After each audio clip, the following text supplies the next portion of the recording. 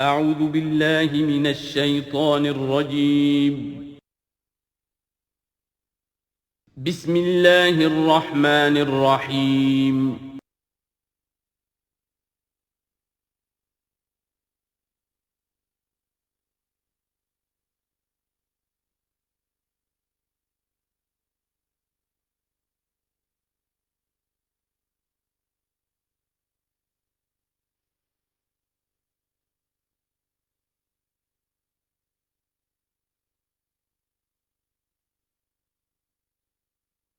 الحمد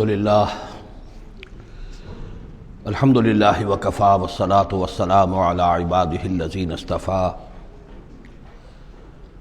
خصوصاً علی افضلہم وخاتم النبیین محمد الامین وعلی آلہ وصحبہ اجمعین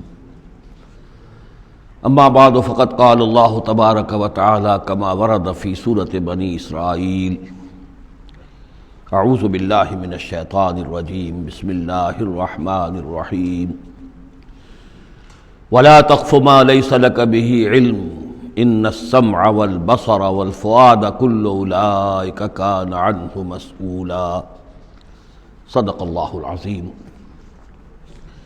رب اشرح لي صدری ويسر لي امری واحلل عقدۃ من لسانی یفقهوا قولی اللہم ربنا الہمنا رشدنا واعذنا من شرور انفسنا اللہم ارنا الحق حقا وارزقنا اتباعه وارنا الباطل باطلا وارزقنا اجتنابه اللہم وفقنا لما تحب وترضى آمین یا رب العالمین۔ سورہ بنی اسرائیل کے تیسرے اور چوتھے رکوع کی 18 آیات میں جیسے کہ میں عرض کر چکا ہوں، حبر الامہ حضرت عبداللہ ابن عباس رضی اللہ تعالی عنہما کے قول کے مطابق تورات کی تعلیمات کا نچوڑ اللہ تعالی نے دے دیا ہے۔ So to say, this is the Quranic version of the 10 commandments of Torah۔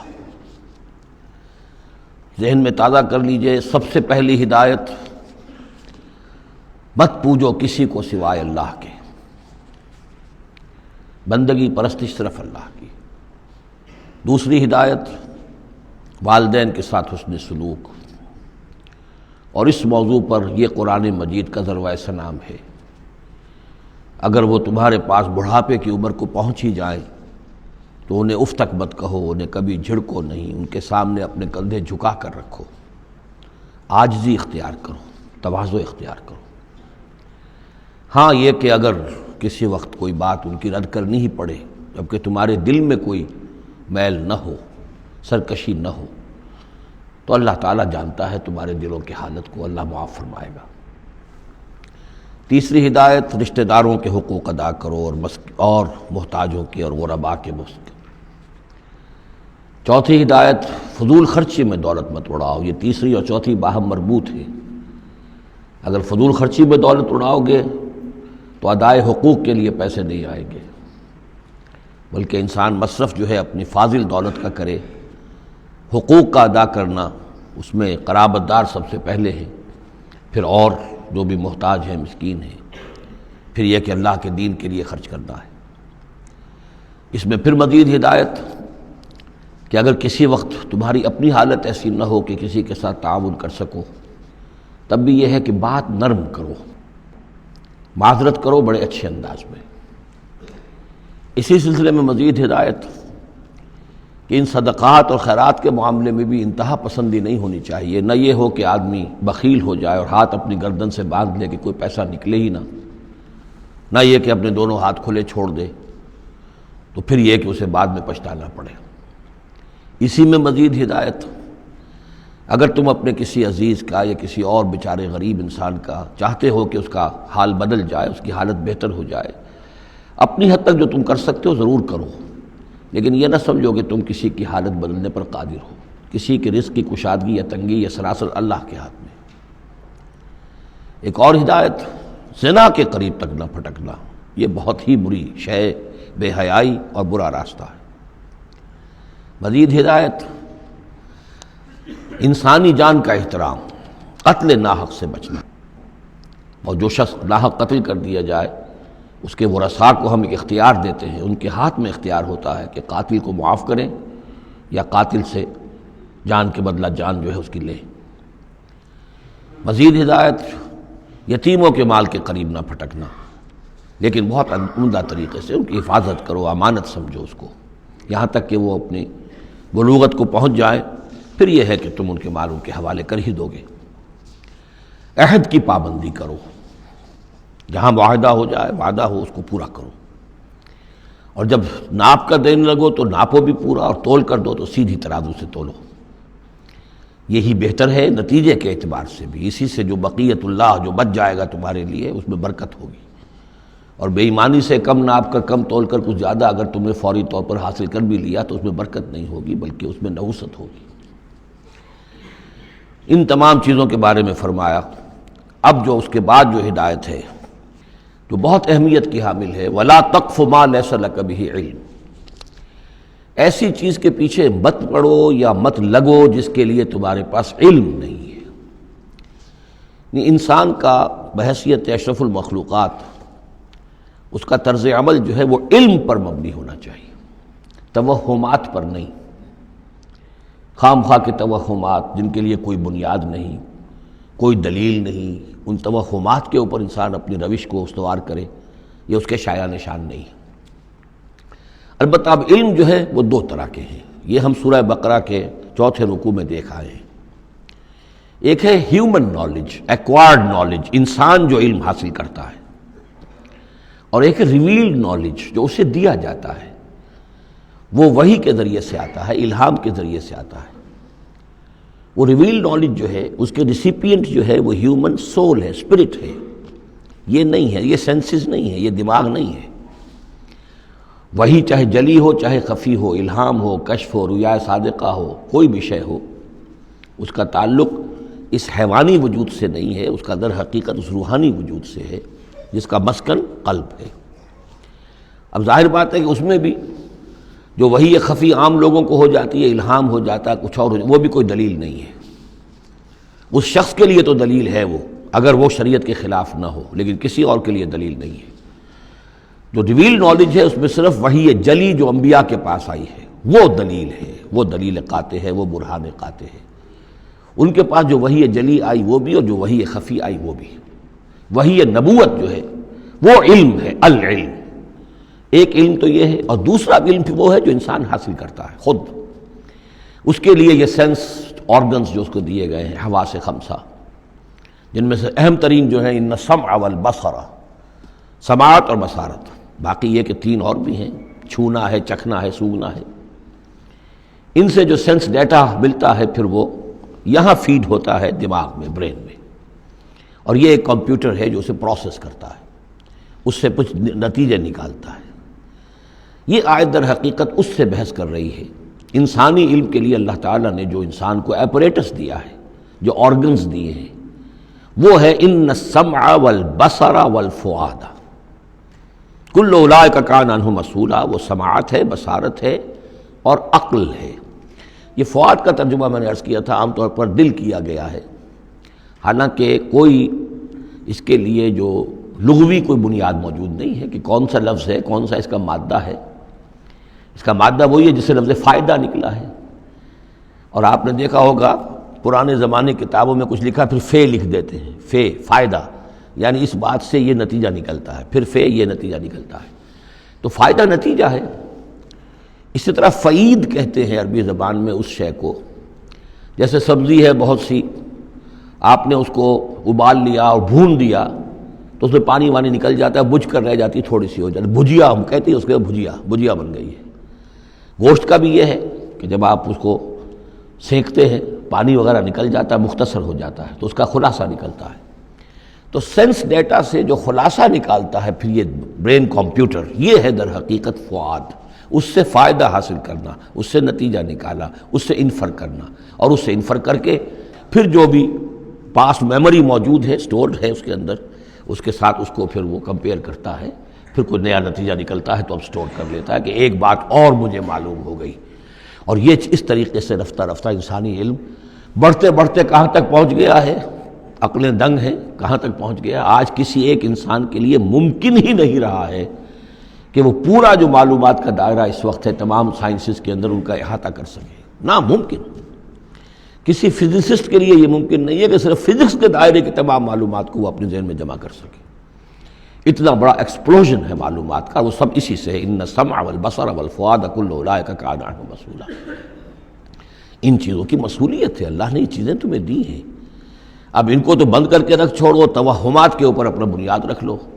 زلزلہ کیسے آتا ہے؟ ایک گائے ہے، گائے کے 2 سینگوں پر یا بیل کے 2 سینگوں پر زمین کھڑی ہے، وہ ایک سینگ کے اوپر وہ ٹکا لیتا ہے، پھر جب ذرا وہ تھک جاتا ہے تو وہ بدلتا ہے تو دوسرے سینگ کے اوپر زمین کو لاتا ہے تو زلزلہ آ جاتا ہے۔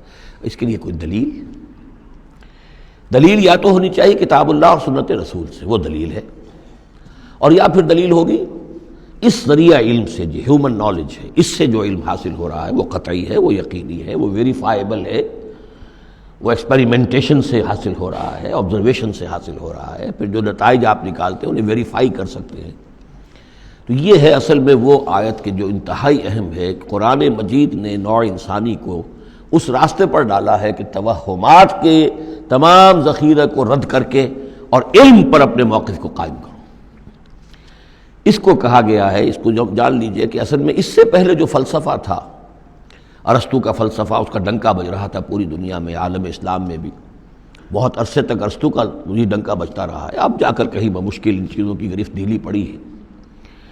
وہ ہے استخراجی منطق۔ معلومات کا دائرہ بہت کم تھا، جو بھی معلومات تھی اس میں سے وہ نکالتے جا رہے ہیں، نتیجے نکال رہے ہیں، اسی میں سے وہ بال کے کھال اتار کر استخراجی ڈیڈکٹیو لاجک۔ قرآن نے آ کر انڈکشن، منطقی استقرائی کا دور شروع کیا۔ کھول آنکھ، زمیں دیکھ، فلک دیکھ، فضا دیکھ، آبزرو کرو۔ افلا ينظرون الى الابل كيف خلقت والى السماء كيف رفعت والى الجبال كيف نصبت والى الارض كيف سطحت۔ دیکھو زمین کو، آسمان کو دیکھو، یہ تمام فینومینا آف نیچر اللہ کی نشانیاں، آیات ہیں۔ یہ تقدس عطا کیا ان کو، یہ اللہ کی آیات ہیں، اللہ کی نشانیاں، اور قوانین طبیعہ اللہ تعالیٰ کے۔ ٹھیک ہے، اس معنی میں تو ہم مانتے ہیں کہ اللہ جب چاہے ان کو توڑ دے، لیکن روز روز تو وہ ٹوٹتے نہیں ہیں۔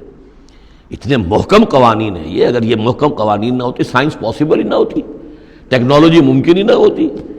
کبھی کوئی قانون ہو جاتا حرکت کا، کبھی قانون حرکت کا بدل جاتا، تو پھر کیسے کوئی آپ مشین بناتے، کیسے کوئی آپ کی کوئی ٹیکنالوجی ممکن نہیں تھی۔ These laws of nature, physical laws, وہ بہت مضبوط ہے، اللہ کے بنائے ہوئے۔ ہاں، اللہ سے بالا تر نہیں ہے، یہ نہیں ہے کہ اللہ بھی پابند ہو گیا انہی کا۔ ظاہر بات ہے کہ سمندر ایک ہی دفعہ پھٹا ہے، حضرت موسیٰ علیہ السلام کے لیے معجزے کے طور پر روز روز تو نہیں پھٹتا سمندر۔ آگ نے ایک ہی مرتبہ جلانے سے انکار کیا ہے حضرت ابراہیم علیہ السلام کو، باقی روز روز تو نہیں۔ تو یہ چیزیں شاذ ہوتی ہیں، لیکن یہ معجزے کو ہم مانتے ہیں، اللہ تعالیٰ جب چاہے اپنے قوانین کو توڑ دے، لیکن یہ قوانین روز روز نہیں ٹوٹتے، یہ قوانین جو ہے مستقل ہے، دائم ہے، اور انہی کے ذریعے سے یہ پاسبل ہے سائنس۔ تو در حقیقت علامہ اقبال کا ایک بہت اہم نظریہ ہے جس کی طرف میں توجہ دلانا چاہتا ہوں۔ انہوں نے اپنے خطبات میں یہ بات کہی ہے، The inner core of the present Western civilization is Quranic۔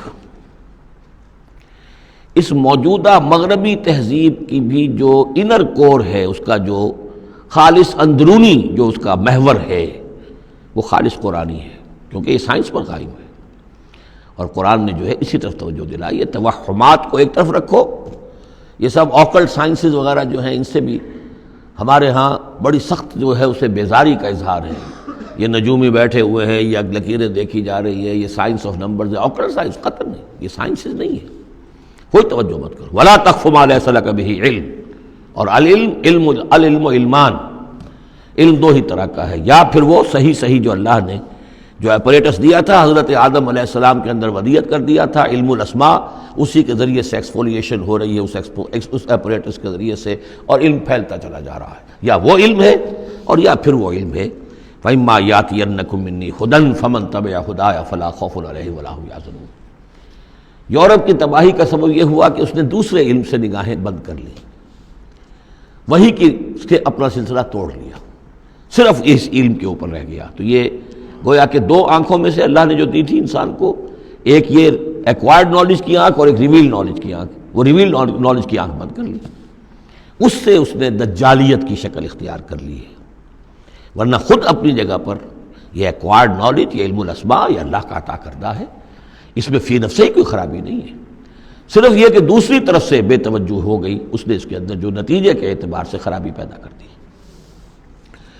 وَلَا تَقْفُ مَا لَيْسَ لَكَ بِهِ عِلْمٌ إِنَّ السَّمْعَ وَالْبَصَرَ وَالْفُؤَادَ كُلُّ أُولَٰئِكَ كَانَ عَنْهُ مسؤولا وَلَا تَمْشِ فِي الْأَرْضِ مَرَحًا، اور زمین میں اکڑ کر مت چلو، إِنَّكَ لَن تَخْرِقَ الْأَرْضَ، کتنے ہی اکڑ کر چلو اور کتنے پاؤں مارو زمین پر، تم زمین کو پھاڑ نہیں سکو گے، وَلَن تَبْلُغَ الْجِبَالَ طُولًا، اور نہیں پہنچ سکو گے پہاڑوں تک اونچائی میں، گردن کتنی اکڑا لو، کتنا اونچا کر لو، اوپر ترا بھی چڑھا لو، کہاں تک چڑھاؤ گے؟ کل ذالک کان سیئہ عند ربک مکروہا، یہ جو ساری باتیں ہیں اس میں جو برائی ہے وہ تیرے رب کو بہت ناپسند ہے۔ اب اس میں ڈونٹس بھی آئے ہیں، ڈوز بھی آئے ہیں، یہ کرو یہ نہ کرو، یہ کرو یہ نہ کرو، تو ان تمام احکام کے اندر جو حکم ہے اس سے سرتابی کریں گے تو برائی ہے، اور جس چیز سے روکا گیا ہے اس میں ملوث ہوں گے تو برائی ہے، تیرے رب کو بہت پسند ہے، ناپسند ہے۔ ذالک مما اوحی الیک ربک من الحکمہ، یہ ہے وہ کہ جو آپ کے رب نے اے محمد آپ پر وحی کی ہے، از قسم حکمت، یہ حکمت کا خزانہ ہے، تمدن انسانی، تہذیب انسانی، ثقافت انسانی، اجتماعیت انسانی کے لیے یہ اصول ہیں کہ اگر ان پر انسان کاربند رہے تو اس دنیا کی زندگی کو بھی جنت بنا سکتا ہے۔ وَلَا تَجْعَلْ مَعَ اللَّهِ إِلَٰهًا آخَرَ، لیکن اولین اور آخرین بات پھر وہی ہے، شروع میں بھی یہ تھا وَقَضَىٰ رَبُّكَ أَلَّا تَعْبُدُوا إِلَّا إِيَّاهُ، اول و آخر توحید ہے۔ وَلَا تَجْعَلْ مَعَ اللَّهِ إِلَٰهًا آخَرَ فَتُلْقَىٰ فِي جَهَنَّمَ مَلُومًا مَدْحُورًا، اللہ کے ساتھ کسی اور کو نہ ٹھہرا لو معبود، پھر تم جھونک دیے جاؤ گے جہنم میں ملامت زدہ ہو کر، ملوم مدحورا، دھکے دیے جا کر۔ افاسفاکم ربکم بالبنین، چلتے چلتے ایک اشارہ جو کہ انہوں نے کیا تھا کہ اللہ کی بیٹیاں قرار دے لی تھیں، افاسفاکم ربکم بالبنین، اے عرب کے لوگوں تم ذرا سوچو، مزید غور کرو، کیا تمہیں تو پسند کر لیا ہے، ترجیح دی ہے اللہ نے بیٹوں کے ساتھ، واتخذ من الملائکۃ اناسا، اور خود فرشتوں کی شکل میں اپنے لیے بیٹیاں کر لی ہیں۔ انکم لتقولون قولا عظیما، غور کرو تم یہ بڑی گستاخی کی بات کر رہے ہو اللہ کی جناب میں۔ وَلَقَدْ صَرَّفْنَا فِي هَذَا الْقُرْآنِ لِيَذَّكَّرُوا، اس سورہ مبارکہ کے بارے میں ایک بات نوٹ کر لیجئے گا کہ اس میں قرآن حکیم میں حجم کے اعتبار سے جتنی مرتبہ اس صورت میں قرآن کا لفظ آیا ہے اور قرآن کا ذکر ہے، تانا بانا معلوم ہوتا ہے کہ قرآن ہی سے ہے، قرآن سے متعلق۔ پہلے ہی رکوع میں تھا ان ھذا القرآن یہدی للتی ہی اقوم ویبشر المؤمنین الذین یعملون الصالحات ان لهم اجرا حسنا، اجرا کبیرا۔ تو اب اسی طریقے سے آپ دیکھیں گے بار بار قرآن کا ذکر آئے گا۔ وَلَقَدْ صَرَّفْنَا فِي هَذَا الْقُرْآنِ لِيَذَّكَّرُوا، ہم نے تو اس قرآن کے اندر اپنی آیات کو تصریف، گردش کے اندر رکھا ہے، مختلف اسلوبوں سے بیان کیا ہے تاکہ یہ سوچیں، غور کریں، سبق حاصل کریں۔ وَمَا يَزِيدُهُمْ إِلَّا نُفُورًا، ان بدبختوں کی بدبختی یہ ہے کہ اس میں ان کے اندر اضافہ ہو رہا ہے، نفرت کے اندر بھاگ ہی رہے ہیں، دور ہی ہو رہے ہیں۔ قُلْ لَوْ كَانَ مَعَهُ آلِهَةٌ كَمَا يَقُولُونَ، اے نبی ان سے کہیے کہ اگر اللہ کے ساتھ اور بھی آلہہ ہوتے جیسے کہ یہ کہہ رہے ہیں، اذا لابتغوا الى ذی العرش سبیلا، تو وہ بھی تو ذی العرش کی طرف کوئی راستہ تلاش کرتے، یعنی یہ کہ اگر کوئی اور الہہ ہوتے ہیں تو کیا ان کے دل میں یہ تمنا نہ ہوتی کہ سب سے بڑا الہ میں کیوں نہ بنوں؟ راجے مہاراجے چھوٹے ہوتے ہیں، بڑا مہاراجا چھوٹے راجے، چھوٹے راجوں کے اندر پھر وہ امنگ پیدا ہوتی ہے کہ نہیں ہوتی کہ کیوں نہ میں ہی مہاراجا بنوں؟ ایک شہنشاہ ہے، اس کے تحت بہت سے لوگ ہیں، نواب ہیں، گورنر ہیں، تو کیا تم دیکھتے نہیں بسا اوقات گورنر جو ہے وہ سرکشی کرتا ہے اور وہ چاہتا ہے کہ خود وہ بادشاہ بنے، اس کے بھی تو 2 ہاتھ 2 پاؤں ہیں، کیا ہے اس کے پاس؟ تو وہ چاہتے ہیں کہ کوئی نہ کوئی صورت اختیار کریں کہ وہ بغاوت کریں، اور اس دنیا کے اندر پھر امن اور سکون اور چین، اس کائنات کے اندر نظم کیسے قائم رہتا؟ سبحانہ و تعالی، بہت پاک ہے وہ، بہت بلند و برتر ہے، اما یقولون، ان باتوں سے جو یہ کہہ رہے ہیں، علواً کبیرا، اور اس کی بلندی بہت بلند ہے۔ تسبح له السماوات السبع والارض، اس کی تسبیح میں لگے ہوئے ہیں 7 آسمان اور زمین، ومن فیہن، اور جو بھی ان میں ہے۔ یہ تسبیح قولی بھی ہو سکتی ہے، اس لیے کہ اس میں آگے آ جائے گا وَلَٰكِن لَا تَفْقَهُونَ تَسْبِيحَهُمْ، تم اس کی تسبیح کو نہیں جان سکتے، سمجھ نہیں سکتے۔ ہر شے کو اللہ نے زبان دے رکھی ہے، جیسے حامد سجدہ میں ہم پڑھیں گے انطقنا اللہ الذی انطق کل شیء، ہر شے کی کوئی زبان ہے اور وہ اپنی زبان سے اللہ کی تسبیح کر رہی ہے۔ لیکن ایک چیز ہماری سمجھ میں بھی آتی ہے کہ ہر شے اپنے وجود سے گویا کہ اعلان کر رہی ہے کہ میرا صانع، میرا مالک، میرا خالق وہ ہر عیب سے پاک ہے، وہ اپنے وجود سے۔ جیسے تصویر جو ہے وہ مصور کے کمال فن پر گواہی دیتی ہے، میرا بنانے والا بڑا کامل فنکار ہے، تصویر گویا کہ اپنے مصور کی عظمت کا اظہار کر رہی ہے۔ تو اس کائنات کی ہر شے گویا کہ زبان حال سے اللہ کی تسبیح کر رہی ہے۔ وَإِن مِّن شَيْءٍ لَّا يُسَبِّحُ بِحَمْدِهِ، کوئی شے نہیں ہے مگر یہ کوئی تسبیح کرتی ہے اللہ کے حمد کے ساتھ، وَلَٰكِن لَّا تَفْقَهُونَ تَسْبِيحَهُمْ، لیکن تم اس کی تسبیح کو سمجھ نہیں سکتے۔ إِنَّهُ كَانَ حَلِيمًا غَفُورًا، یقیناً اللہ حلیم ہے، تحمل والا ہے، فوراً نہیں پکڑتا، غفور ہے، بخشنے والا ہے۔ وَإِذَا قَرَأْتَ الْقُرْآنَ، پھر دیکھیے قرآن کا تذکرہ ہے۔ اے نبی جب آپ قرآن پڑھ کر انہیں سناتے ہیں جعلنا بینک وبین الذین لا یؤمنون بالآخرۃ حجابا مستورا، تو ہم آپ کے اور ان لوگوں کے مابین کے جو آخرت پر یقین نہیں رکھتے، ایمان نہیں رکھتے، ایک غیر مرئی پردہ حائل کر دیتے ہیں۔ پردہ حائل کیوں ہوا ہے؟ کیونکہ وہ آخرت کو مانتے ہی نہیں، تو متوجہ ہے ہی نہیں، سنجیدگی ہے ہی نہیں، لاؤبالیانہ پن ہے، بابر وحش کوش کے عالم دوبارہ نہیں، اس تو توجہ سے کاہے کو سنیں گے؟ لیکن اس کو اللہ تعالیٰ اپنی طرف تعبیر کر رہے ہیں، اس قانون فطرت کے مطابق چونکہ ہے، ہم ڈال دیتے ہیں ان کے اور آپ کے مابین ایک غیر مرئی پردہ۔ نتیجہ کیا نکلتا ہے؟ وَجَعَلْنَا عَلَىٰ قُلُوبِهِمْ أَكِنَّةً، ان کے دلوں کے اوپر بھی ہم غلاف چڑھا دیتے ہیں، پردے ڈال دیتے ہیں، یفقہوہ کہ وہ اسے سمجھ نہ پائیں، وفی آذانہم وقرا، ان کے کانوں کے اندر ثقل پیدا کر دیتے ہیں۔ وَإِذَا ذَكَرْتَ رَبَّكَ فِي الْقُرْآنِ وَحْدَهُ، اور جب آپ قرآن مجید میں اپنے پروردگار کا ذکر کرتے ہیں توحید کے ساتھ، اکیلے اسی کا، وَلَّوْا عَلَىٰ أَدْبَارِهِمْ نُفُورًا، تو وہ اپنی پیٹھیں موڑ کر چل دیتے ہیں بدک کر کے، یہ کیا ایک ہی اللہ، ایک ہی اللہ، ایک ہی اللہ کی رٹ لگا رکھی انہوں نے، اور الہہ بھی تو ہیں، آخر ان کا بھی کچھ ذکر کریں، کبھی ان کا بھی بارے ان کا بھی بیان ہو جائے، لیکن نہیں، یہ تو ایک ہی اللہ کی رٹ لگاتے ہیں، تو وہ بالکل بدک کر چلے جاتے ہیں۔ نحن اعلم بما یستمعون به اذ یستمعون الیک، اور جب اے نبی یہ آتے ہیں آپ کے پاس اور توجہ سے بیٹھ کر سنتے ہیں تو ہمیں خوب معلوم ہے یہ کیا سنتے ہیں۔ میں عرض کر چکا ہوں اس کا پس منظر کہ وہ اپنے عوام پر یہ اثر ڈالنے کے لیے کہ یہ لوگ تو بڑے مخلص ہیں، سمجھنا چاہتے ہیں، پھر ہمارے ذہین ہے، انٹیلیجنسیا ہے ہمارا، یہ ہمارا ایلیٹ ہے، تو یہ جا کر سوچتے ہیں پھر آخر کوئی بات نہیں ہوگی محمد کے پاس کہ یہ لوگ جو ہیں پھر خالی ہاتھ واپس آتے ہیں۔ ہمیں خوب معلوم ہے جو یہ سننے کے لیے آتے ہیں آپ کے پاس تو کیا سننے آتے ہیں۔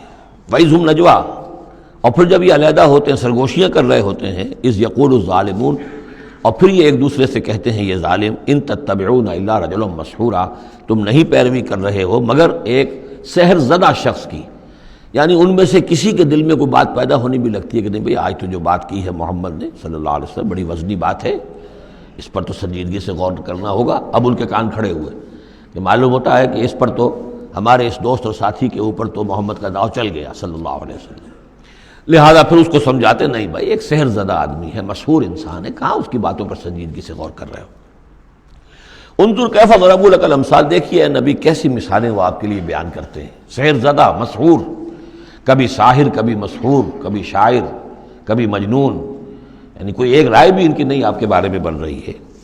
فضلوا، اب وہ بھٹک گئے ہیں، فلا یستطیعون سبیلا، اور اب یہ راہ یاب نہیں ہو سکیں گے۔ وقالوا اذا كنا عظاما ورفاتا، اور وہ کہتے ہیں کہ کیا جب کہ ہم ہڈیاں ہو جائیں گی اور چورا چورا ہو جائیں گی ہماری ہڈیاں بھی، ہمارا گوشت گل سڑ کر جو ہے راکھ ہو جائے گا، اِنَّا لَمَبْعُوثُونَ خَلْقًا جَدِيدًا، کیا کہہ رہے ہیں محمد صلی اللہ علیہ وسلم، کیا پھر ہمیں اٹھا لیا جائے گا ایک نئی زندگی، ایک نئی تخلیق؟ گویا کہ یہ بہت محال معلوم ہوتا ہے، ناممکن ہے۔ قُلْ كُونُوا حِجَارَةً أَوْ حَدِيدًا، اے نبی ان سے کہیے کہ تم تو ہڈیوں کی بات کر رہے ہو اور مٹی کی بات کر رہے ہو، خواہ تم پتھر بن جاؤ، لوہا بن جاؤ، او خلقم مما یکبر فی صدورکم، یا اس سے بھی زیادہ کوئی سخت چیز جو تمہارے دلوں میں ذہن میں ہو، تمہارے اس کا تصور کر سکتے ہو، وہ بن جاؤ، تب بھی اللہ اٹھا لے گا۔ فسیقولون من یعیدنا، پھر وہ کہیں گے اچھا کون ہمیں اٹھائے گا دوبارہ، کون ہمیں دوبارہ پیدا کرے گا؟ قل الذی فطرکم اول مرہ، کہیے وہ جس نے تمہیں پہلی مرتبہ پیدا کیا ہے۔ فَسَيُنْغِضُونَ إِلَيْكَ رُؤُوسَهُمْ، تو پھر وہ آپ کے سامنے ذرا اپنے سرکوں کو مٹکائیں گے، سروں کو، ہاں ٹھیک ہے، لیکن وَيَقُولُونَ مَتَىٰ، کب ہوگا ایسا بتائیے؟ قُلْ عَسَىٰ أَن يَكُونَ قَرِيبًا، کہہ دیجئے ہو سکتا ہے قریب ہی آئی ہوئی، تمہاری شامت جو ہے ہو سکتا ہے دور نہ ہو۔ یوم یدعوکم فتستجیبون بحمدہ، جس دن کہ وہ تمہیں پکارے گا جب تم اپنی قبروں میں ہوگے یا گلے سڑے ہوئے ہڈیوں کی شکل میں ہوگے، لیکن تم چلے آؤ گے اس کی پکار پر لبیک کہتے ہوئے، بحمدہ، اس کی حمد کرتے ہوئے، وتظنون ان لبثتم الا قلیلا، اور تم گمان کرو گے نہیں رہے ہم مگر بہت تھوڑا سا عرصہ، دنیا میں بھی اور یہ پورا عالم برزخ جو ہے یہ بھی کوئی تھوڑا سا ہی عرصہ تھا جو ہم گزار کر آئے ہیں۔ وَقُلْ لِعِبَادِي يَقُولُوا الَّتِي هِيَ أَحْسَنُ، اے نبی میرے بندوں سے کہہ دیجئے، اب یہ عبادی کون ہے؟ اہل ایمان، بجائے یا ایھا الذین آمنوا کہنے کے قُلْ لِعِبَادِي، میرے بندوں سے کہہ دیجئے، یقولوا الَّتِی هِیَ أَحْسَنُ، وہ بات کیا کریں عمدہ، مطلب یہ ان کی طرف سے کوئی تلخی کی بات نہیں ہونی چاہیے۔ اب ان لوگوں کے آباء و اجداد سے بنے ہوئے ان کے خیالات ہیں، عقائد ہیں، ان کی ریتیں ہیں، ان کی رسمیں ہیں، ان کی حمیت ہے، ان کی غیرت ہے، عوام میں جہالت ہے، ان کے چودھریوں میں اپنے مفادات، اپنی حیثیت، اس کا احساس ہے، لہذا یہ تمام رکاوٹیں جو ان لوگوں کے راستے میں حائل ہیں ان کا خیال کریں تو اپنا جو داعی جو ہے اس کے اندر تحمل ہونا چاہیے، حلم ہونا چاہیے، داعی کہیں مشتعل نہ ہو۔ قل لعبادی یقولوا التی ہی احسن، انہیں بات کرنی چاہیے عمدہ۔ ان الشیطان ینزغ بینہم، یقین شیطان تو چاہے گا کہ ان کے درمیان کوئی لڑائی شروع کرا دے، ہاتھا پائی شروع کرا دے۔ ان الشیطان کان للانسان عدوا مبینا، یقیناً شیطان جو ہے وہ تو انسان کا کھلا دشمن ہے ہی۔ ربکم اعلم بکم، تمہارا رب تم سے خوب واقف ہے۔ ان یشاء یرحمکم، وہ چاہے گا تو تم پر رحم فرمائے گا، اور ان یشاء یعذبکم، چاہے گا تمہیں عذاب دے گا۔ وما ارسلناک علیہم وکیلا، اور نبی ہم نے آپ کو ان پر کوئی داروغہ بنا کر نہیں بھیجا ہے کہ آپ ذمہ دار ہیں ان کو ہدایت پر لانے کے، نہیں، یہ معاملہ ہر شخص کا اپنا ہے، ذاتی ہے، ہز اون چوائس۔ وَرَبُّكَ أَعْلَمُ بِمَنْ فِي السَّمَاوَاتِ وَالْأَرْضِ، اور اللہ آپ کا رب خوب جانتا ہے ان تمام چیزوں کو کہ جو آسمان میں ہے اور زمین میں ہے۔ وَلَقَدْ فَضَّلْنَا بَعْضَ النَّبِيِّينَ عَلَىٰ بَعْضٍ، اور ہم نے بعض انبیاء کو بعض انبیاء پر فضیلت دی ہے۔ اب چونکہ یہ مسئلہ وہی ہے، آخری دور ہے مکے کا، اور وہ خبریں پہنچ چکی ہیں، اور یہ صورت بنی اسرائیل کے تاریخ سے شروع ہو رہی ہے، تو اب ظاہر بات ہے کہ ایک مسئلہ اٹھ کھڑا ہوگا کہ آیا موسیٰ افضل ہے یا محمد افضل ہے، یا یہ کہ عیسیٰ افضل ہے یا محمد افضل ہے صلی اللہ علیہ وسلم علیہ الصلاۃ والسلام۔ تو یہاں پر مسلمانوں کو اس دعوت اور تبلیغ کے جو تقاضے ہیں ان کے حوالے سے کہ اس بحث میں تم نہ پڑو، اگر اس بات کو تم زیادہ زور دو گے ان میں حمیت پیدا ہو جائے گی، جیسے ہمارے ہاں وہ کھڑے ہو کر الاپتے ہیں سارے نبیوں سے افضل ہمارا نبی، ٹھیک ہے وہ ہے افضل، لیکن خود انہوں نے کہا ہے کہ مجھے یونس ابن متہ پر بھی فضیلت مت دو، حضور کے صحیح حکم کی خلاف ورزی کرتے ہیں جو یہ کہتے ہیں افضل، اس میں کوئی شک نہیں، لیکن یہ کہ اس افضلیت کا اس طریقے کا چرچا کرنا جو ہے اس سے دوسروں کے اندر ایک جو ہے منفی کیفیات پیدا ہوتی ہیں۔ اس حوالے سے حضور کی حدیث ہے یہ، مجھے یونس ابن متہ پر بھی فضیلت مند ہو، یونس وہ ہیں رسولوں میں سے ایک ہی رسول ہیں دنیا میں جنہیں کچھ اللہ نے سزا دی ہے، پکڑ ہوئی ہے، اور کسی کا معاملہ نہیں، یہ سورہ یونس میں ہم دیکھا ہے، تو آپ نے فرمایا مجھے یونس پر بھی فضیلت مند ہو، اس لیے کہ اس بات میں مت پڑھو۔ وَلَقَدْ فَضَّلْنَا بَعْضَ النَّبِيِّينَ عَلَىٰ بَعْضٍ، ہم نے بعض انبیاء کو بعض انبیاء پر فضیلت دی ہے، بس اصولی بات ہے، تِلْكَ الرُّسُلُ فَضَّلْنَا بَعْضَهُمْ عَلَىٰ بَعْضٍ۔ اب یہاں دیکھیے خاص طور پر پھر ان کے نبی کا ذکر کیا جا رہا ہے، وَآتَيْنَا دَاوُودَ زَبُورًا، ہم نے داؤد کو زبور عطا کی تھی۔ ہم ان انبیاء اور رسل کے جو عظمتیں ہیں، ان کے جو مقامات ہیں، ان کے اعتراف میں، ان کے اعلان میں ہمیں کوئی باک نہیں، ہمیں کوئی جھجک نہیں۔ قُلِ ادْعُوا الَّذِينَ زَعَمْتُم مِّن دُونِهِ، کہیے ان سے کہ پکارو انہیں جنہیں تم سمجھتے ہو کہ اللہ کے سوا کوئی معبود ہے، کوئی کار مختار وہ بھی ہیں۔ فَلَا يَمْلِكُونَ كَشْفَ الضُّرِّ عَنكُمْ وَلَا تَحْوِيلًا، تو انہیں کوئی اختیار حاصل نہیں ہے نہ تو تم سے کوئی تکلیف دور کرنے کا اور نہ ہی کوئی حالت کو بدل دینے کا۔ اولئک الذین یدعون، وہ ہستیاں جنہیں یہ پکار رہے ہیں، پکارنے والوں میں دیکھیے کہ پکارنے میں ایک تو ایسے بھی تھے خیالی ہستیاں جن کا کوئی وجود ہی نہیں، من گھڑت، لیکن پکارے جانے والے انبیاء، اولیاء اللہ یا فرشتے یہ بھی تو ہو سکتے ہیں نا، لیکن اس عالم امر میں، اس عالم غیب میں ان کا حال کیا ہے جنہیں یہ پکار رہے ہیں؟ ہم کئی دفعہ دیکھا ہے انہیں پتہ بھی نہیں کہ یہ ہمیں پکار رہے ہیں، قیامت کے دن وہ تو انکار کریں گے، ہمیں کوئی معلوم نہیں تھا کہ تم نے ہمارے ساتھ یہ گستاخیاں کی ہیں اور ہمیں شرمندگی کا سامان بن گئے ہو کہ اللہ تعالیٰ کے سامنے ہماری شرمندگی ہے کہ اللہ تعالیٰ کے ہاں پیش ہو رہے ہیں کہ ہمیں مد مقابل بنایا گیا اللہ کا۔ لہذا اولئک الذین یدعون یبتغون الی ربہم الوسیلۃ، اس عالم غیب میں وہ تو خود اللہ کے، اپنے رب کے تقرب کے متلاشی ہیں۔ یہ وسیلہ کا لفظ آ چکا ہے اس سے پہلے۔ یبتغون الی ربہم الوسیلۃ ایہم اقرب، یعنی اس عالم امر میں بھی درجات ہیں، فرشتے ہیں، طبقہ اسفل کے فرشتے ہیں، پھر درجہ اعلیٰ کے فرشتے ہیں، پھر مقربین بارگاہ ہیں، پھر وہ جو ہے ملائے اعلیٰ جس کو کہا جاتا ہے، ملائکہ مقربین ہیں، تو ان کے اندر بھی ایک درجہ بندی ہے، اور وہ اس عالم کے اندر بھی جیسے یہاں اللہ کے بندے تقرب اللہ کی کوشش کر رہے ہیں، وہ وہاں پر وہ بھی اس عالم کے اندر، بس فرق تو یہی ہے کہ وہ ہماری نگاہوں سے اوجھل ہے۔ یبتغون الی ربہم الوسیلۃ ایہم اقرب، چاہتے ہیں کہ اور آگے بڑھیں اور قرب ہو جائے، ایک دوسرے سے آگے نکل جائیں۔ وَيَرْجُونَ رَحْمَتَهُ، اور اس کی رحمت کے امیدوار ہیں، وَيَخَافُونَ عَذَابَهُ، اور اس کے عذاب سے ڈرتے رہتے ہیں۔ ان عذاب ربک کان محذورا، واقعہ یہ ہے کہ آپ کے رب کا عذاب جو ہے واقعتاً ایسی شے ہے جس سے ڈرتے رہنا چاہیے۔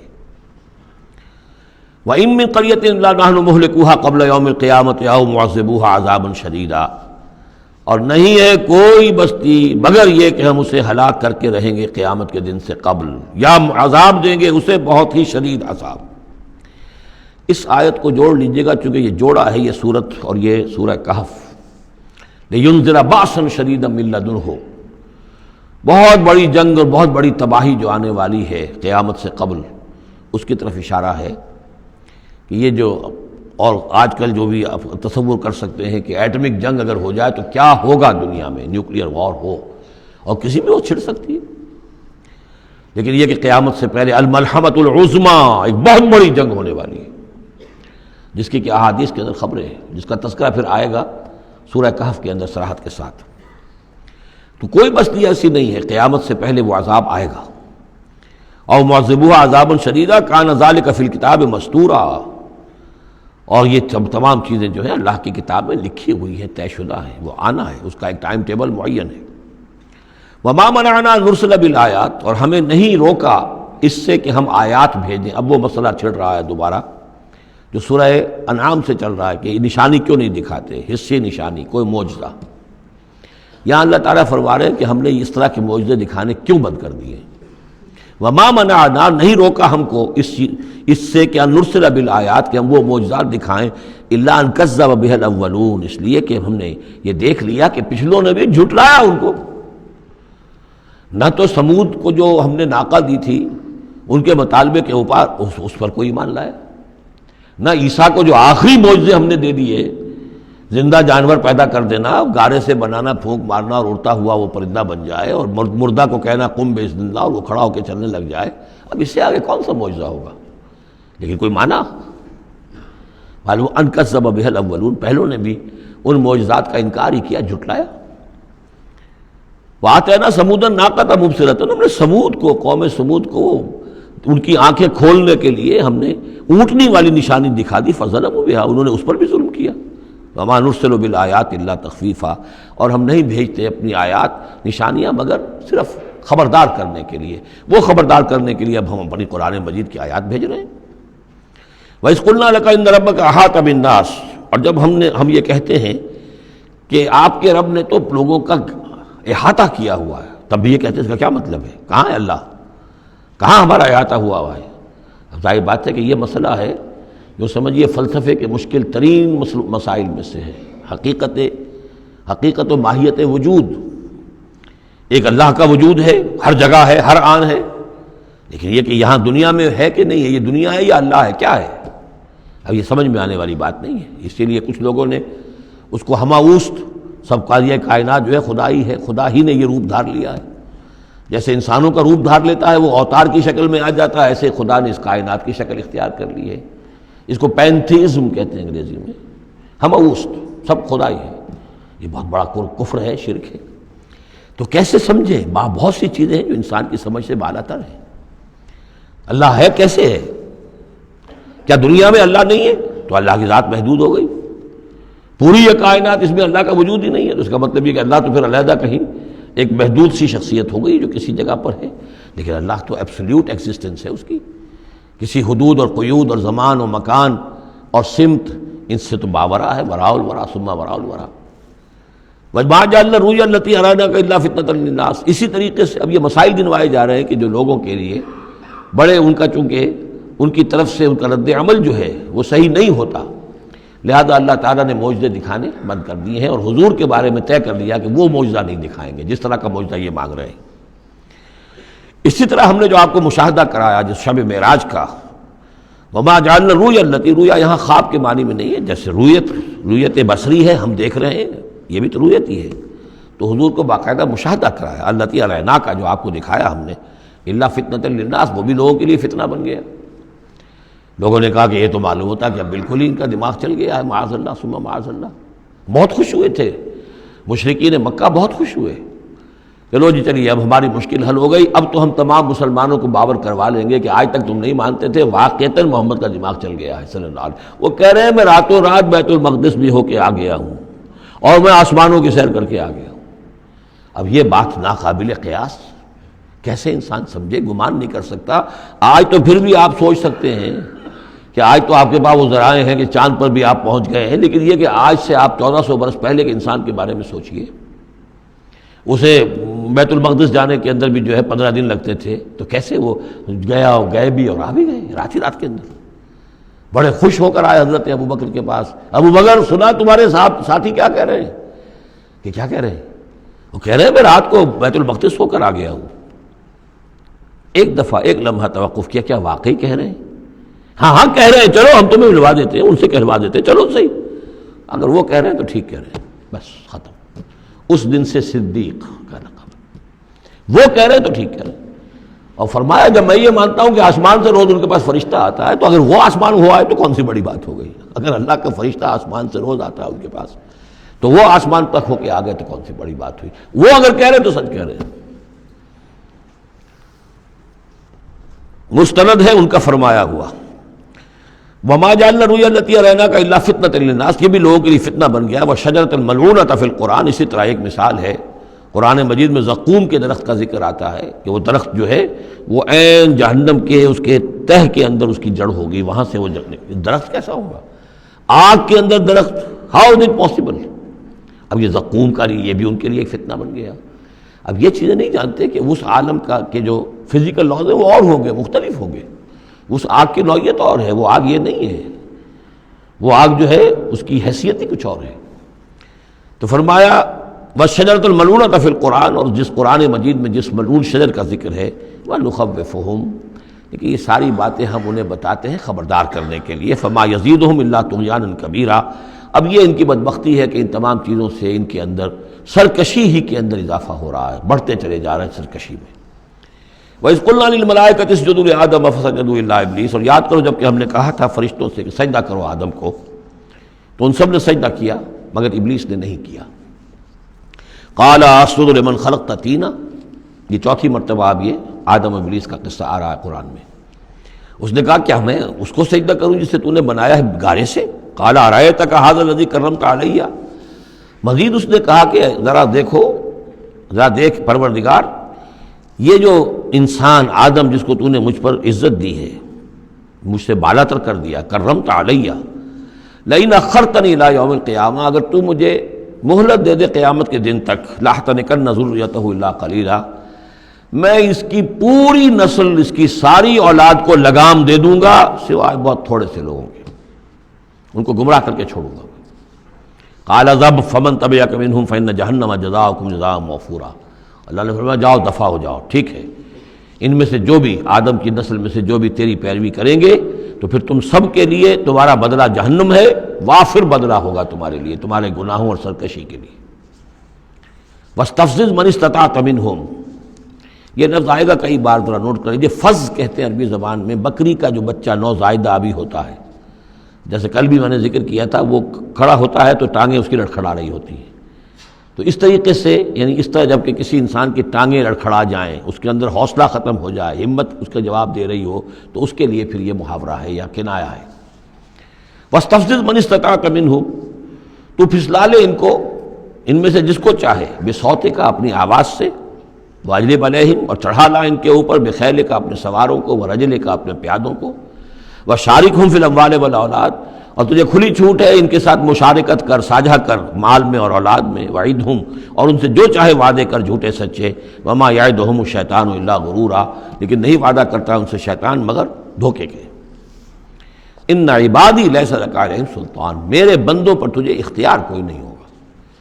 ورغلا لو جس طرح، سبز باغ دکھا لو جس طرح، جو چاہو وسوسہ اندازی کر لو، اس کا اختیار ہے، لیکن یہ اختیار نہیں ہے کہ میرے کسی بھی بندے کو تم زبردستی اس کی مرضی کے خلاف، اس کی مرضی کے بغیر گمراہی پر لے جاؤ۔ وَكَفَىٰ بِرَبِّكَ وَكِيلًا، اور کافی ہے تیرا رب ان کے لیے کارساز جو اللہ کے بندے جو شیطان سے بچنا چاہیں۔ ربکم الذی یسجی لکم الفلک فی البحر، تمہارا رب وہ ہے جو چلاتا ہے کشتیوں کو سمندر میں یا دریا میں، لتبتغوا من فضلہ، تاکہ تم اس کے فضل کو حاصل کر سکو۔ انہ کان بکم رحیما، یقیناً وہ تم پر بہت ہی رحیم ہے اور شفیق ہے۔ وَإِذَا مَسَكُمُ الضُّرُّ فِي الْبَحْرِ، یہ مضمون کئی دفعہ آ چکا ہے، جب تمہیں تکلیف پہنچتی ہے سمندر میں، طوفان آتا ہے، موت نظر آتی ہے، ضل من تدعون الا اياه، تو سب گم ہو جاتے ہیں تم سے، بھول جاتے ہیں ان سب کو جن کو تم عام حالات میں پکارتے ہو، جن کو ڈنڈوت کرتے ہو اور جن کے سجدے کرتے ہو۔ فلما نجاکم الى البر، سوائے اللہ کے سب کو بھول جاتے ہو، صرف اللہ کو پکارتے ہو، پھر جب اللہ تعالیٰ تمہیں بچا کر نکال کر لے آتا ہے خشکی پر، آرس تم پھر اعراض کرتے ہو، پھر رخ موڑ لیتے ہو۔ وکان الانسان کفورا، یقین انسان بہت ناشکرا ہے۔ افامنتم ان یخسف بکم جانب البر، تو کیا تم اس سے ڈرتے نہیں کہ وہی اللہ تمہیں زمین میں خشکی میں بھی تو دھنسا سکتا ہے کہ نہیں؟ آسودہ ساحل تو ہے مگر شاید تجھے معلوم نہیں، ساحل سے بھی موجیں اٹھتی ہیں، خاموش بھی طوفان ہوتے ہیں، کیا خشکی میں لوگ مرتے نہیں؟ وہاں جب تھے تو چیخ رہے تھے، چلا رہے تھے، اللہ کو پکار رہے تھے، خشکی پر آتے ہی، اور اب تم بھول گئے اللہ کو، تو کیا اللہ یہاں تمہیں دھنسا نہیں سکتا زمین میں؟ ان یخسف بکم جانب البر اور یرسل علیکم حاصبا، یا تم پر ایک ایسی تیز آندھی بھیج دے اس بر پر، خشکی پر، کہ جس میں پتھر ہوں اور پتھراؤ ہو تمہارا اور تم ہلاک ہو جاؤ۔ ثم لا تجدوا لکم وکیلا، پھر تمہیں کوئی بچانے والا نہ ملے۔ ام امنتم ان یعیدکم فیہ تارۃ اخری، تو کیا تمہیں اس کا ڈر نہیں رہا کہ پھر کبھی دوبارہ اللہ تمہیں لے جائے اسی سمندر میں؟ فیرسل علیکم قاصفا من الریح، اور پھر ایک زوردار جھکڑ تمہارے اوپر چھوڑ دے، فیغرقکم بما کفرتم، اور تمہیں غرق کر دے تمہارے کفر کی پاداش میں۔ ثم لا تجدوا لکم علینا تبیعا، پھر تم ہمارا کوئی نہیں پاؤ گے کہ جو ہمارا تعاقب کر سکے، ہم سے باز پرس کر سکے کہ وہ فلاں لوگوں کے ساتھ یہ معاملہ کیوں کر دیا گیا۔ وَلَقَدْ كَرَّمْنَا بَنِي آدَمَ وَحَمَلْنَاهُمْ فِي الْبَرِّ وَالْبَحْرِ، یہ آیت بھی انسان کی، جیسا کہ میں نے بار عرض کیا ہے، جو بھی کریشن ہے اللہ کا، اس کا کلائمیکس انسان ہے۔ گویا کہ یہ سارا سلسلہ جو ہے تنزلات، اللہ کا حرف کن، اور کن سے وہ خلق نور، اس نور سے وہ تخلیق ارواح انسانیہ اور ملائکہ، پھر ایکسپلوژن، دی بگ بینگ، اور اس سے وہ حرارت اور وہ آتشی کرے، اور اس دور میں جنات کی جو تخلیق ہوئی، اور پھر اس کے بعد ان کا ٹھنڈا ہونا، اور پھر یہ بارش کا برسنا، اور بارش اور زمین، پانی اور زمین کے اب یہاں سے جو حیات ارضی ہے اس کا آغاز ہونا۔ ہر دو عالم خاک شد تا بست نقش آدمی، اے بہار نیستی از قدر خود ہوشیار باش۔ وَلَقَدْ كَرَّمْنَا بَنِي آدَمَ، اور ہم نے بڑی تکریم کی ہے، عزت کی ہے آدم کے نسل کی۔ وَحَمَلْنَاهُمْ فِي الْبَرِّ وَالْبَحْرِ، اور ہم اٹھائے پھرتے ہیں اس کو، گویا کہ جیسے کہ گود میں کوئی لے کر چل رہا ہو۔ ہم، ظاہر بات ہے نظام قدرت ہے اللہ کا ہے، ہم اسے اٹھائے پھرتے ہیں۔ حَمَلْنَاهُمْ فِي الْبَرِّ وَالْبَحْرِ، بر میں بھی اور باہر میں بھی۔ وَرَزَقْنَاهُمْ مِنَ الطَّيِّبَاتِ، اور ہم انہیں پاکیزہ رزق دیتے ہیں، عمدہ چیزوں کا۔ وَفَضَّلْنَاهُمْ عَلَىٰ كَثِيرٍ مِّمَّنْ خَلَقْنَا تَفْضِيلًا، اور فضیلت دی ہے ہم نے انہیں اپنی بہت سی مخلوقات کے اوپر، بہت بڑی فضیلت دی ہے۔ یوم ندعو کل اناس بامامہم، اب تصور کرو جن کے رتبے ہیں سوا، ان کی سوا مشکل ہے، جب یہ مقام دیا گیا ہے تو محاسبہ بھی ہوگا، حساب کتاب بھی ہوگا، جواب دہی بھی ہوگی۔ حیوانات سے کوئی جواب دہی نہیں ہے۔ یوم ندعو کل اناس بامامہم، جس دن کہ ہم ہر لوگوں کو پکاریں گے اپنے اپنے اماموں کے ساتھ، اپنے اپنے لیڈروں کے ساتھ، آؤ۔ فمن اوتی کتابہ بیمینہ، تو جس کو بھی دیا جائے گا اعمال نامہ اس کے داہنے ہاتھ میں، فاولئک یقرؤون کتابہ، وہ پڑھیں گے اپنے اعمال نامے کو خوشی کے ساتھ، ولا یظلمون فتیلا، اور ان پر دھاگے کے برابر بھی ظلم نہیں کیا جائے گا۔ ومن کان فی ہذہ اعمی فہو فی الآخرۃ اعمی، جو اس دنیا میں اندھا رہا وہ وہاں بھی اندھا ہوگا، جس نے یہاں آیات الہی کو دیکھا ہی نہیں، حیوانوں کا سا دیکھنا دیکھا، انسانوں کا سا دیکھنا نہیں دیکھا۔ دیدن دیگر آموز، سنیدن دیگر آموز کی نوبت نہیں آئی۔ جو یہاں اندھے رہے تو آخرت میں بھی اندھے ہوں گے، بلکہ اس سے بھی زیادہ اضل سبیلا، بھٹکے ہوئے ہوں گے۔ وَإِن كَادُوا، یہ بہت اہم مضمون آیا ہے جو اس سے پہلے سورہ یونس میں آیا تھا، اب یہاں آیا ہے.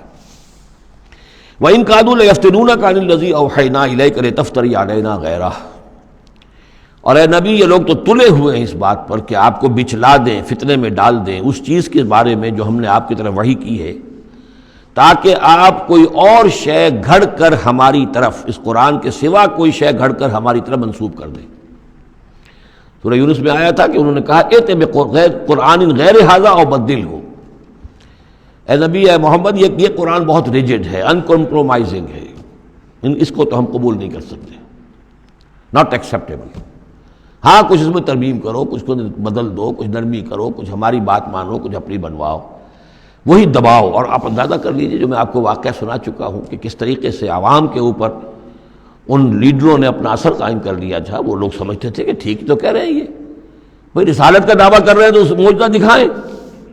ادھر یہ ہے کہ اللہ تعالیٰ کا فیصلہ یہ کہ معجزہ نہیں دکھائیں گے. ان کان کبر علیک اعراضهم فان استطعت ان تبتغي نفقا في الارض او سلما في السماء فتاتيهم بآية. اگر آپ کے اندر طاقت ہے تو لے آئیے کہیں سے معجزہ. کوئی آسمان پہ سیڑھی لگائیں یا زمین میں سرنگ لگا لیں، لے آئیے اس میں معجزہ، ہم تو نہیں دکھائیں گے. تو کس قدر دباؤ تھا حضور پر صلی اللہ علیہ وسلم. اس دباؤ میں اس کا بھی اضافہ ہے کہ کہتے اچھا ٹھیک ہے محمد، ہم بات مان لیں گے آپ کی، ذرا یہ اس کے اندر ترمیم کیجیے. ایت بقرآن غیر ھذا او بدلہ.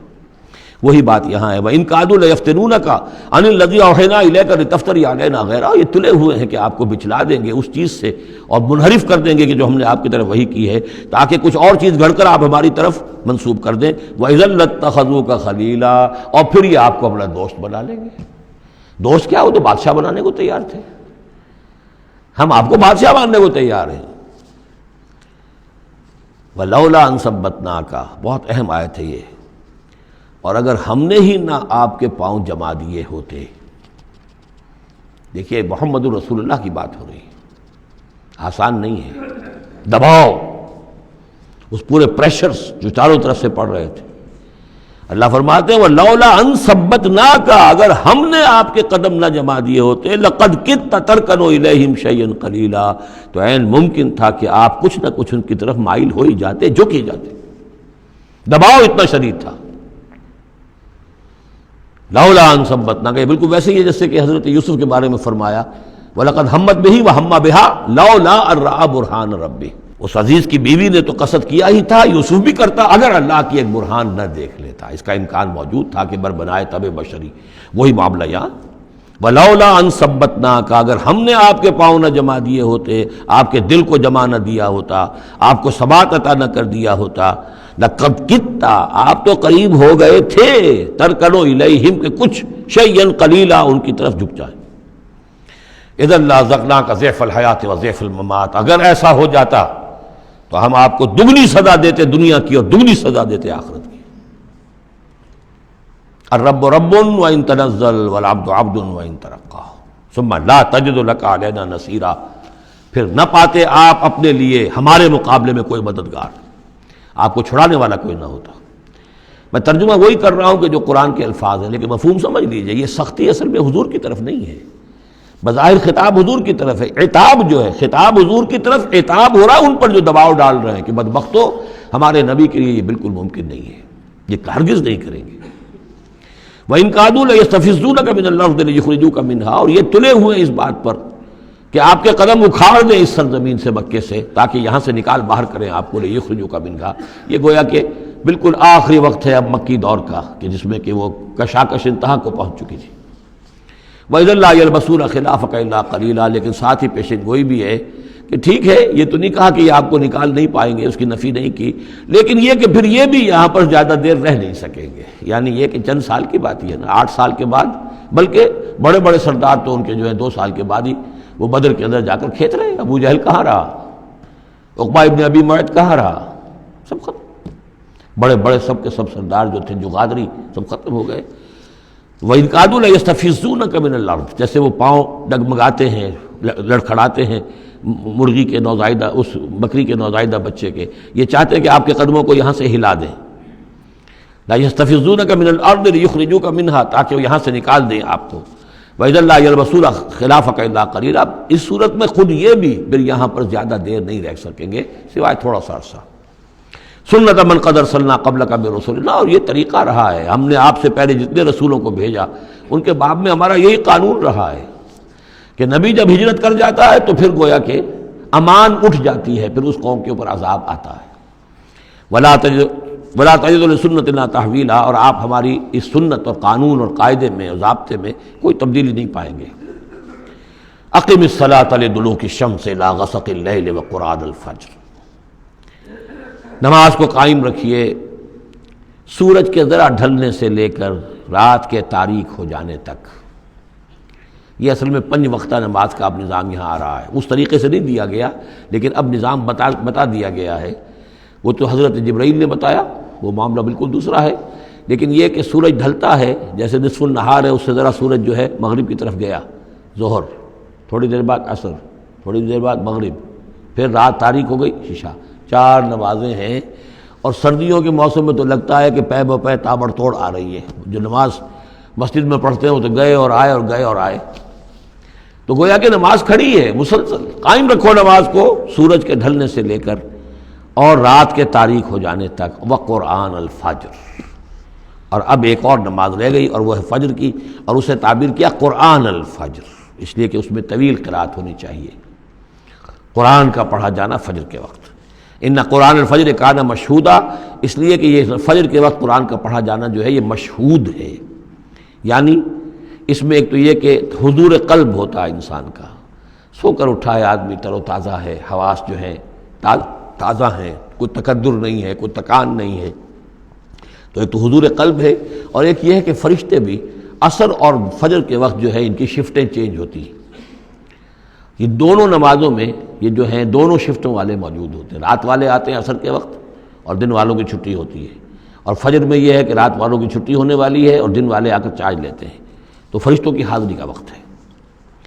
وَمِنَ اللَّيْلِ فَتَہَجَّدْ بِهِ، اور نماز کے ایک حصے میں سے آپ جاگیے اس قرآن کے ساتھ، بہی کو یہاں نوٹ کیجئے، جیسے سورہ انعام میں نے بار بار نوٹ کرایا تھا، انذر بہی ذکر بہی، تبشیر ہو اس قرآن کے ذریعے سے، تذکیر اس قرآن کے ذریعے سے، انذار اس قرآن کے ذریعے سے۔ تو تہجد جو ہے جاگنا قرآن کے ساتھ جاگنا ہے۔ اب ہمارے ہاں چونکہ قرآن لوگوں کو یاد نہیں ہوتا تو جو پڑھتے بھی ہیں تہجد وہ تو 8 رکعتیں جیسے تیسے جو قل هو اللہ کے ساتھ پڑھ کر پھر بیٹھ کر کوئی مراقبہ کر لیا، کوئی اور ذکر کر لیا، وہ اصل تہجد وہ نہیں، اصل تہجد یہ ہے طویل قرات رات کو کھڑے ہو کر کی جائے۔ نافلۃ لک، یہ اضافی شے ہے اے نبی آپ کے لیے۔ عسیٰ ان یبعثک ربک مقام محمودا، امید ہے کہ آپ کا رب آپ کو مقام محمود پر فائز کرے گا۔ یہ مقام محمود کو بہت بلند مقام ہے میدان حشر میں اور پھر جنت میں، جس کی حقیقت کو ہم اس وقت نہیں جان سکتے۔